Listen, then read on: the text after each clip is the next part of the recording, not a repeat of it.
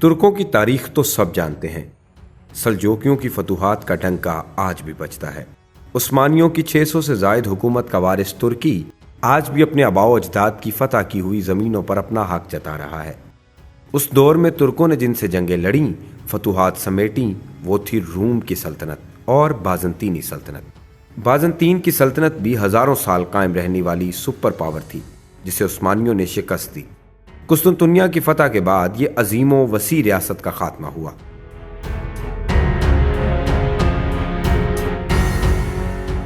نقطہ میں خوش آمدید۔ مجھے سید ابرار ابوالحسن کہتے ہیں۔ ہم اس ویڈیو میں بتائیں گے کہ قدیم مغربی تاریخ کے مطابق کہا جاتا ہے کہ حضرت عیسیٰ علیہ السلام کی پیدائش سے 575 سال پہلے اٹلی کے اندر ایک سلیویا نامی کماری لڑکی کے پیٹ سے 2 لڑکے پیدا ہوئے۔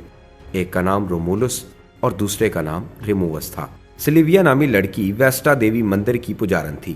رومولس اور ریمووس کے پیدا ہونے کے بعد انہیں کسی کشتی یا ٹوکری میں رکھ کر دریا میں ڈال دیا گیا۔ یہ بچے بہتے ہوئے ایک ساحل پر پہنچ گئے۔ اتفاقاً وہاں سے ایک بادشاہ کا گزر ہوا۔ اس نے ان دونوں بچوں کو اٹھایا اور اپنے ساتھ لے گیا۔ بادشاہ کی بیگم نے ان کی بہت محبت کے ساتھ پرورش کی۔ بڑے ہو کر ان دونوں بھائیوں نے ایک شہر کی بنیاد رکھی۔ یہ شہر روم یا روما کے نام سے مشہور ہوا اور ان کی اولاد میں سے ایک عظیم الشان سلطنت قائم ہوئی جو دنیا کی عظیم طاقتور سلطنتوں میں شمار کی جاتی ہے۔ شہر روما آج بھی ملک اٹلی کا دارالسلطنت ہے، مگر رومولس اور ریمووس کی قائم کی ہوئی رومی سلطنت اب اس کا کوئی نام و نشان نہیں۔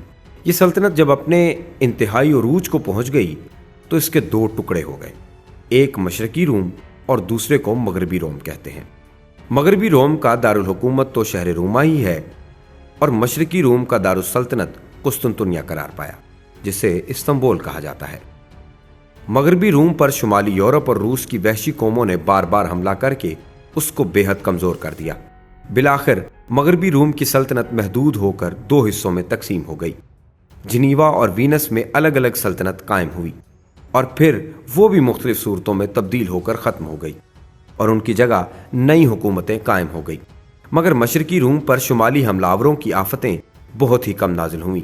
اس کو یورپی وحشیوں کے ہاتھوں سے کوئی نقصان نہیں پہنچا۔ ایک زمانہ ایسا بھی آیا تقریباً 560 میں قسطنطنیہ کے بادشاہ کا شہر روما پر بھی عمل دخل ہو گیا تھا۔ عرب اور ایران والے مغربی روم سے تو ناواقف تھے، جس کے نام پر سلطنت روم موسوم تھی۔ وہ مشرقی یورپ یعنی قسطنطنیہ کے فرما رواؤں جنہوں نے عیسائی مذہب قبول کر کے اس کی اشاعت کی، تو یورپ وہ تمام قوتیں جو عیسائی مذہب کو مانتی تھیں وہ قسطنطنیہ کے بادشاہ کو عزت اور عظمت کی نظر سے دیکھنے لگیں، یہاں تک کہ قریباً پورا یورپ عیسائی ہو گیا اور بازنطینی سلطنت کے مقبوضہ علاقے میں عیسوی مذہب پھیل گیا۔ تو عرب اور ایران کے لوگ ہر ایک عیسائی کو رومی کے نام سے یاد کرنے لگے۔ قسطنطنیہ کے کیسر کی سلطنت چونکہ یونان کے شہنشاہی کھنڈروں پر تعمیر ہوئی تھی اور کیسر روم سکندر یونانی کے مقبوضہ ممالک کا مالک بھی تھا، لہٰذا قسطنطنیہ کو یونانی سلطنت بھی کہا جاتا ہے۔ کیسر قسطنطنیہ کی سلطنت میں چونکہ اناطولیہ اور شام کا ملک بھی شامل تھا، اس لیے اسلام کے ابتدائی زمانے میں ایشیائے کوچک اناطولیہ کو روم کا ملک کہا جاتا ہے۔ ملک شام سے عیسائی حکومت مسلمانوں نے 634 میں فتح کر کے ختم کر دی تھی، لیکن اناطولیہ میں کیسر روم کی حکومت جسے بازنطینی سلطنت کے نام سے بھی جانا جاتا ہے، عہد اسلامیہ میں بھی کافی عرصہ تک قائم رہی۔ اس لیے انطولیہ کو عام طور پر ملک روم کہا جانے لگا۔ جب سلجوکیوں کی ایک سلطنت اناطولیہ کے ایک حصہ میں قائم ہوئی تو اس کو ملک روم کے سلجوکی سلطنت کہا گیا اور اس سلطنت کے سلاطین سلجاکا روم کے نام سے پکارے گئے۔ بازنطینی سلطنت کافی عرصہ تک قائم رہی، لیکن شام، فلسطین اور مصر سے خلفائے راشدین کے دور میں ہی بازنطینی سلطنت کو ختم کر دیا گیا تھا۔ اس کے بعد خلفائے بنو امیہ اور خلفائے بنو عباس کے زمانے میں بازنطینی سلطنت کے ساتھ برابر لڑائیوں کا سلسلہ جاری رہا۔ اناطولیہ تقریباً 700 سال سے مسلمانوں اور عیسائیوں کا میدان جنگ بنا ہوا تھا۔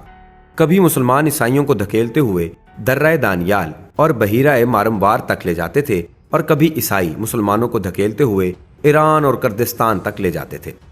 عیسائیوں کی اس سلطنت کو قدرتی طور پر مسلمانوں کے مقابلے میں دیر تک رہنے کے لیے موقع ملا، کیونکہ آپس کی نااتفاقی اور خانہ جنگیوں سے مسلمانوں کو ایسا موقع ملا ہی نہیں وہ اس سلطنت کا قصہ پاک کرتے۔ 395 قبل از مسیح میں مشرقی اور مغربی رومانیہ کے حصوں میں مذہبی بنیادوں پر علیحدگی واقع ہوئی۔ طبی لحاظ سے آگے ہونے کے ساتھ ساتھ بازنطین معاشی، ثقافتی اور ملٹری لحاظ سے یورپ میں ایک بہت بڑی طاقت تھی۔ قسطنطنیہ کے حکمران نے عیسائیت کو جائز مذہب قرار دے کر قسطنطنیہ کو صدر مقام کا درجہ دیا تھا۔ تھیوڈیس اول نے حکمران بننے کے بعد عیسائیت کو شاہی مذہب قرار دیا۔ آخر کار ہیریکلس نے قسطنطنیہ کو ملٹری اور انتظامیہ کو رومن مملکت کے طرز پر نئے سرے سے تخلیق کیا۔ اس دوران سلطنت کئی بار برباد اور تباہ ہوئی۔ بازنطین کے علوم بہت گہرائی سے پرانے فلسفے اور روحانیت سے جڑے ہوئے تھے۔ انجینئرنگ کی دنیا میں مائلتس کے ازیڈور، یونانی حسابدان ہیگیا صوفیا اور ارشمیدس کے تمام کارناموں کو جمع کیا گیا۔ اس پر تصنیف بازنطین کا ارتقالی و ماہر جیومیٹری نے لکھی۔